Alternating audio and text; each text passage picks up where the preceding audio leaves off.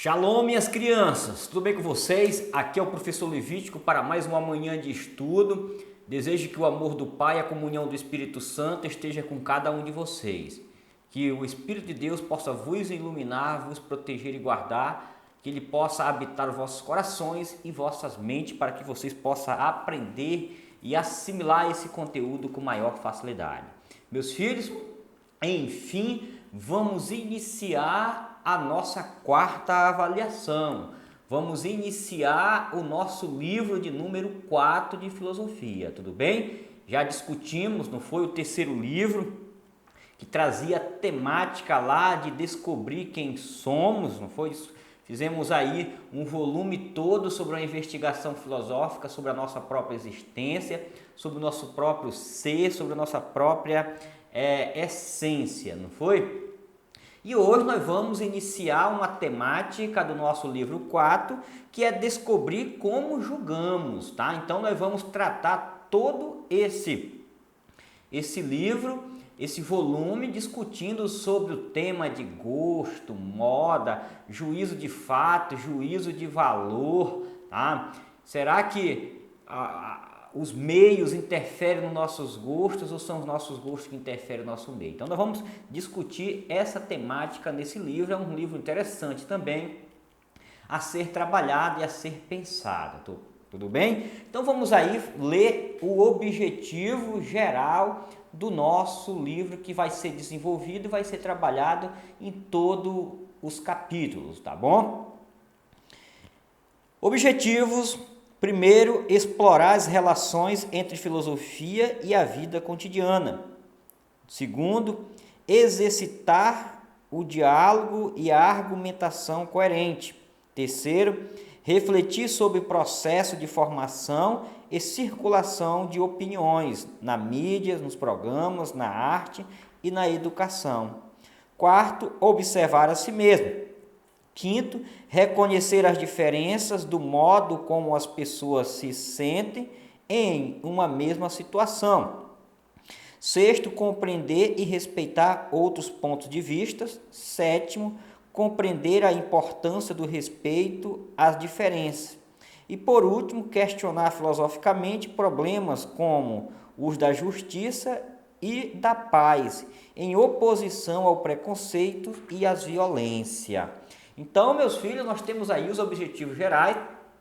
Se vocês forem observar o livro 1, o livro 2, o 3 e o 4, nós fomos aí ampliando nossos objetivos, ampliando nossas finalidades do nosso estudo, da nossa reflexão filosófica. E ao ampliar, não é, os objetivos, é lógico que nós fomos também ampliando o leque de conhecimento, ampliando nossas informações e ampliando a nossa formação, tá?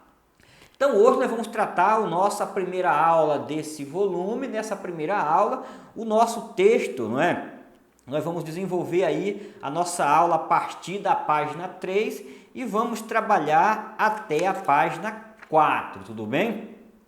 Então hoje nós vamos trazer a temática em construção. Então nós estudamos lá no volume anterior sobre o nosso próprio eu, sobre o nosso próprio ser, não foi isso? Então descobrimos quem somos, tá? Descobrimos a maneira como nos mostramos, a maneira como pensamos, a maneira, não é, como muitas vezes nos recolhemos para não mostrar como de fato nós somos. E agora nós vamos estudar-nos de uma forma que esse ser, esse eu, essa pessoa, ela está em construção. Então todos nós estamos em construção. Nós somos, não é, um projeto em desenvolvimento constante, tá? Então agora, além de nos conhecer, nós temos que fazer uso da filosofia para nos construir, tá? Para nos formar. Formar o nosso eu. No volume passado você conheceu o seu eu, não foi? Agora você vai construir, vai aperfeiçoar o seu eu, tá?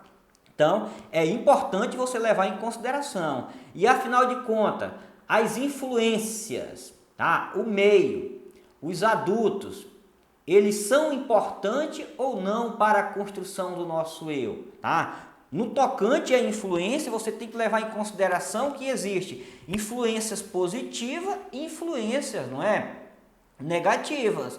É lógico que as negativas, elas vão, não é, retardar a sua construção, elas vão prejudicar a sua construção. Já as influências, não é, positivas, elas sim podem ser somadas, elas são somadas na construção do projeto, né, do seu eu, do projeto da sua pessoa que está em desenvolvimento, tá? Então vamos fazer a leitura aí da página 3, que traz aí o texto em construção.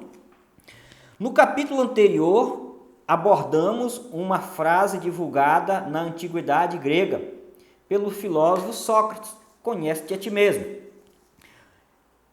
Podemos entendê-la como um convite a cada pessoa para descobrir a própria essência, isto é, o seu verdadeiro eu, encontrado pelas aparências, encoberto pelas aparências e pelas influências recebidas.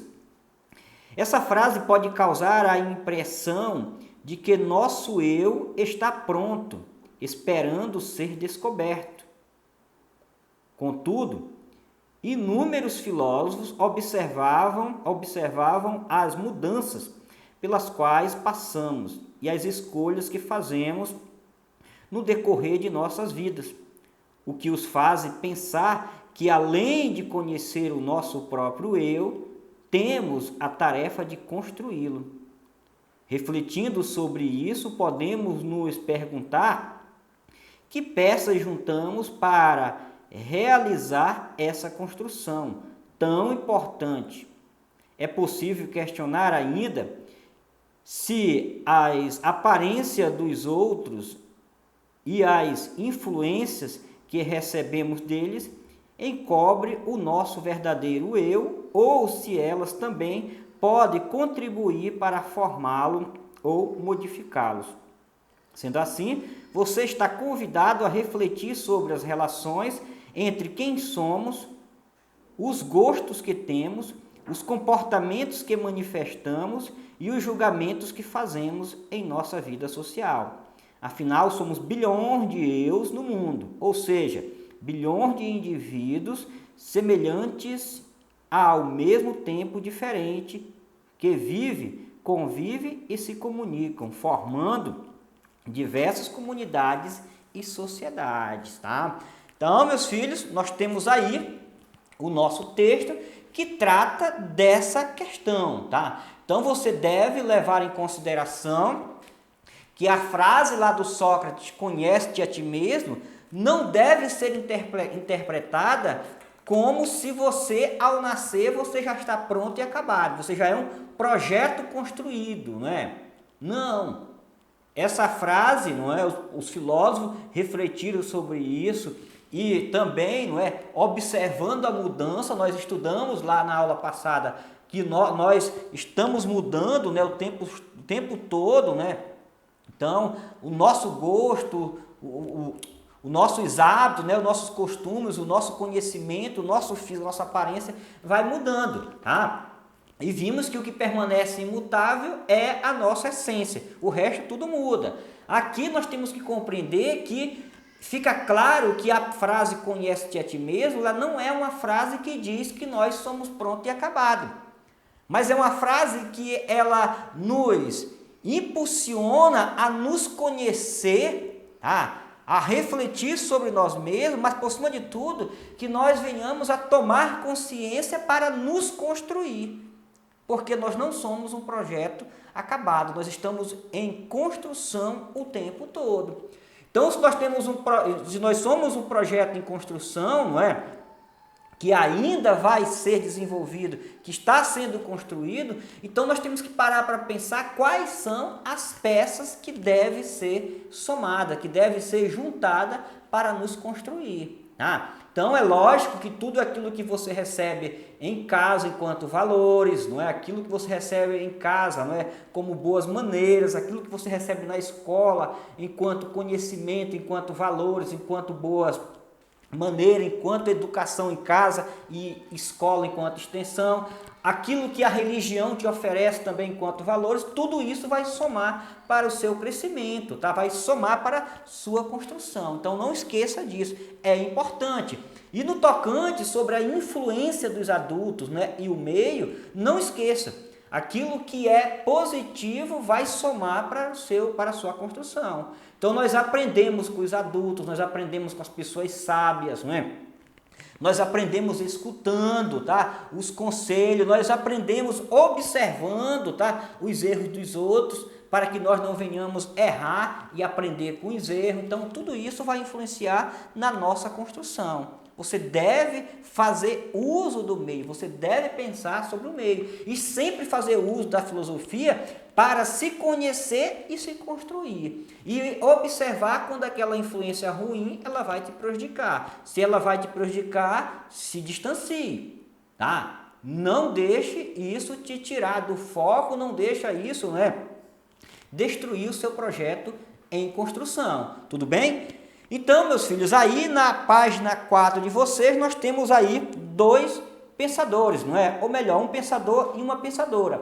Nós temos o filósofo alemão Friedrich Nietzsche e temos a filósofa brasileira Maria Helena Pires Martins. Então, é um pequeno texto citando essas duas pessoas para que vocês venham a compreender e ficar bem claro de que nós não somos, não é, um projeto acabado, nós já não nascemos determinados, tá? Então, vimos nas aulas passadas que nós temos que fazer escolha para nos construir e a vida, ela é movida pelas escolhas, a vida é movida pela essa construção constante. Então, na tela, vamos fazer a leitura aí do olhar de filósofo. O filósofo alemão Friedrich Nietzsche viveu no século XIX. Ele estudou profundamente as obras artísticas e filosóficas da Grécia Antiga. Assim deparou-se com uma frase curiosa do poeta grego Pídaro, que viveu no século V a.C. Nietzsche decidiu repeti-la em suas obras para provocar novas reflexões a respeito dela. Leia essa frase nas ilustrações a seguir e reflita o que ela poderia significar. Então a frase aí na cabecinha dos autores está sempre, né? Torna-te o que és, torna-te o que és. Marilena Pires Martins é uma professora brasileira que atua na cidade de São Paulo e autora de diversos livros sobre filosofia para adolescentes e jovens. O texto a seguir foi retirado de um de seus livros, em que ela trata da diversidade da natureza e entre as pessoas, as sociedades e as culturas. Leia e reflita a respeito do que ela diz. Ao contrário do animal que é guiado pelos instintos, isto é, nasce sabendo o que deve comer, como construir um ninho, o que fazer na hora do parto, o ser humano não nasce pronto. Ele precisa aprender a ser humano. Aprender a falar, a pensar, a andar, a conviver com os outros, a respeitá-los, a amá-los. Ele precisa construir a sua vida, passo a passo, fazendo experiência, apreciando com elas e com as experiências dos outros. Então, tá aí, meus filhos. Tornar-se o que és, não é? E foi a frase que Pídaro influenciou Nietzsche. E essa frase também, diferentemente daquela que você pensa que nós somos prontos e acabados, não é? Nós não somos. O tornar-nos o que és também é vir sempre se construir, tá? Então, o que é que o ser humano de fato é? O ser humano é um sujeito, ele é um ser vivo em construção. É isso que nós somos, tá? Se construindo o tempo todo. Essa construção inicia no momento da fecundação e termina no momento da morte, tá? E essa autora também brasileira, não é, a Maria Helena, ela vem também nos mostrar isso. Diferentemente dos animais, por exemplo, se você pegar um gato recém-nascido e jogar lá no lixão, ele não vai morrer, ele vai sobreviver. Tá? Ele vai comer lá do lixão e vai sobreviver. Ele vai sofrer, mas ele sobrevive. Uma criança não.